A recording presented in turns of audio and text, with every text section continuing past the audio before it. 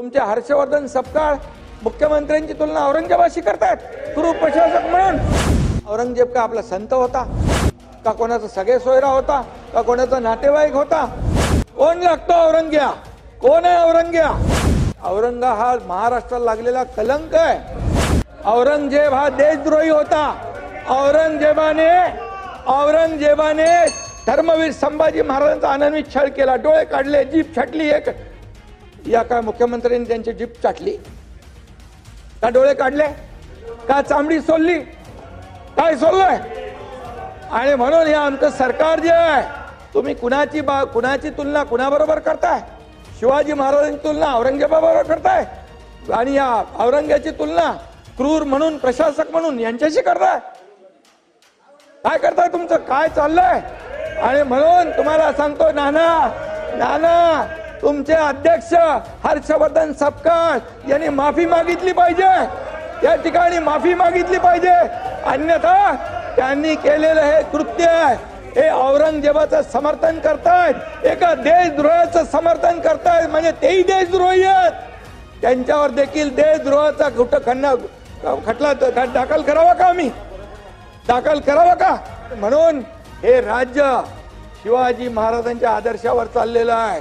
म्हणून 2.5 वर्षात आम्ही जे काम केलं, एकीकडे तुम्ही सगळं बंद केलं होतं, आम्ही सुरू केलं, लोकाभिमुख योजना केल्या, या ठिकाणी विकासाला चालना दिली। अरे आमचं आम्ही बघून घेऊ ना, तुम्ही 208 नंबर। आणि म्हणून शांत राहा। औरंग्या आला कशाला आपल्याकडे? आपल्या महाराष्ट्राचा घास घ्यायला आला, आपले मंदिरं उद्ध्वस्त केली, आया बहिणींचे अब्रू लुटली। त्यांनी काय काय केलं?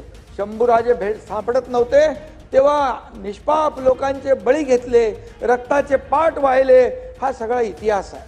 हा सगळा इतिहास असताना औरंगजेबाचं उदात्तीकरण करणं, समर्थन करणं, आम्ही कुठल्याही समाजाच्या विरुद्ध नाही आहे। एक सच्चा देशभक्त मुसलमान पण या औरंग्याचं समर्थन करू शकणार नाही, करणार नाही।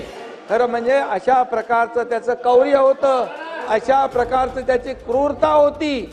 आणि ज्या शंभूराजांना त्यांनी अनन्वित छळ करून मारलं, तरी सुद्धा शंभूराजांनी बलिदान केलं, पण त्याच्या समोर मान झुकवली नाही भास्करराव। आणि म्हणून हा इतिहास आहे, हा इतिहास आपल्या समोर असताना आज काल समजा नागपूरमध्ये एक औरंगजेबाच्या विरोधात आंदोलन केलं, कितीतरी आंदोलन होत आहे का? औरंगजेब का आपला संत होता का कोणाचा सगळे सोयरा होता का कोणाचा नातेवाईक होता? कोण लागतो औरंग्या? कोण आहे औरंग्या? अरे उलट हा औरंगा हा महाराष्ट्राला लागलेला कलंक आहे। आणि म्हणून नागपूरमध्ये एकीकडे आंदोलन झालं, आंदोलन झाल्यानंतर ताबडतोब पोलिसांनी येऊन मध्यस्थी केली, पोलिसांनी दोन्ही समाजाला शांतता प्रस्थापित केली। आणि बरोबर 8 वाजता संध्याकाळी 2-5 हजारांचा मॉब कसा काय जमतो?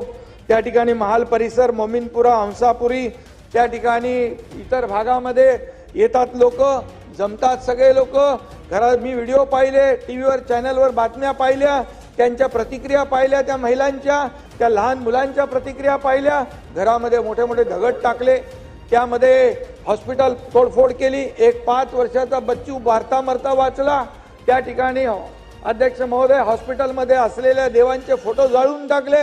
हे काय? तुम्ही आंदोलन करा ना, तुम्ही लोकशाही मार्गाने जसं आंदोलन होतं त्याला तुम्ही प्रत्युत्तर आंदोलनाने द्या। तुम्ही कायदा हातात घेणार, तुम्ही आमच्या लोकांना म्हणजे तिथल्या लोकांना त्यांच्यावर अन्याय करणार।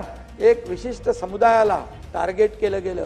आता काल संध्याकाळी जो झालेला हल्ला आहे, 3 DCP लेवलचे अधिकारी जर जखमी होतात, दगडफेक होतीये, कुऱ्हाडीने हल्ला होतोय, पेट्रोल बंब कुठून येतात?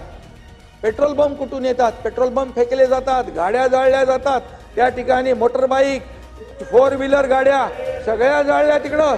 आणि हेही मला माहिती मिळाली की एका विशिष्ट ठिकाणी 100-150 बाईक दररोज पार्क व्हायच्या, काल तिथे एकही गाडी पार्क नव्हती। म्हणजे काय? एकही पार्क नव्हती। याचा अर्थ काय? याचा अर्थ काय लावलाय? उपमुख्यमंत्री बोलताय, ते शोभतं का? याचा अर्थ काय की जाणीवपूर्वक नियोजनपूर्व ही साजिश होती काही विशिष्ट समुदायाला टार्गेट करण्याची. अरे लोक तिथे जीव मुठीत घेऊन राहत होते. पोलीस येईपर्यंत असा धुमाकूळ घातला, जाळून टाकलं. पोलीस आल्यानंतर देखील पोलिसांवर हमला केला.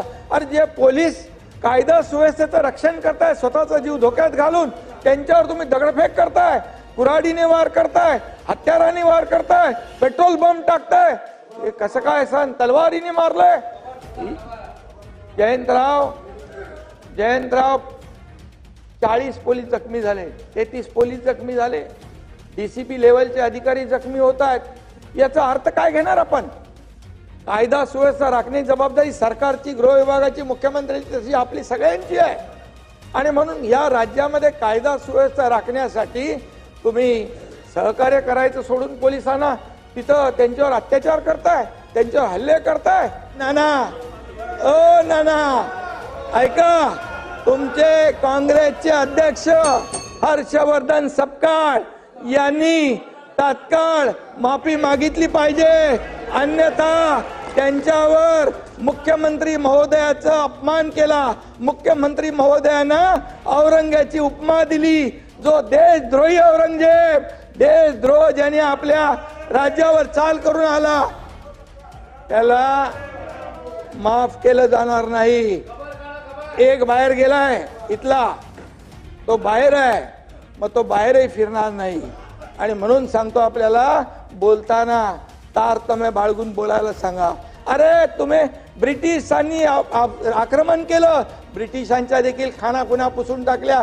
स्वातंत्र्यानंतर तुमच्या सरकारने ते पुसून टाकलं पाहिजे होतं हे सगळं, पण मतांच्या लाचारीसाठी हे तुम्ही ठेवलं. आणि म्हणून तोच आज कलंक लागला महाराष्ट्राला. अरे याकूब मेमन, त्याचं उदात्तीकरण तुम्ही केलं. इथं बॉम्बस्फोटचा आरोपी तुमच्या लोकसभेच्या निवडणुकीमध्ये पाकिस्तानचे झेंडे फडकवले मतांसाठी. कुठं फेडणार आहे पाप?